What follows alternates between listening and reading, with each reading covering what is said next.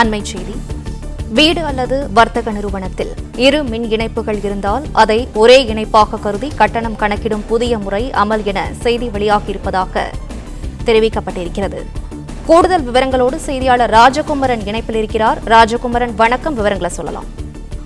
வீடுகள் அல்லது வணிக நிறுவனங்களில் ஒன்றுக்கும் மேற்பட்ட மின் இணைப்புகள் இருந்தால் அவை அனைத்தையும் ஒன்றாக இணைத்து ஒரே மின் இணைப்பாக கணக்கீடு செய்து கட்டணம் வசூலிக்கும் நடைமுறை தற்போது முதல் இந்த மாதம் முதல் நடைமுறைக்கு வந்திருப்பதாக பாஜக மாநில தலைவர் அண்ணாமலை குறிப்பிட்டு இந்த பதிவை வெளியிட்டிருக்கின்றார். அதன்படி வீட்டிலோ அல்லது வணிக நிறுவனங்களிலோ ஒன்றுக்கும் மேற்பட்ட மின் இணைப்புகள் இருக்கும் பொழுது அவற்றை ஒரே மின் இணைப்பாக கணக்கீடு செய்தால் கூடுதலாக மின் கட்டணம் செலுத்தும் நிலை உருவாகும். குறிப்பாக வாடகைக்கு குடியிருப்பவர்கள் 100 யூனிட் இலவச மின்சாரத்தை பயன்படுத்த முடியாத சூழ்நிலை உருவாகும் என்று குறிப்பிட்டிருக்கக்கூடிய அண்ணாமலை எந்த அடிப்படையில் அந்த மின் இணைப்புகளை ஒன்றாக இணைக்கின்றார்கள், மின் இணைப்புகளின் பெயர் அடிப்படையிலா அல்லது முகவரியின் அடிப்படையிலா, எந்த அடிப்படையில் வரையறுக்கப்படுகின்றது என்பதற்கான எந்த விளக்கத்தையும் தமிழக அரசு வழங்காமல் இந்த மாதம் முதல் இவ்வாறு கூடுதலாக மின் கட்டணத்தை வசூலிப்பது சரியல்ல என்று குறிப்பிட்டிருக்கின்றார்.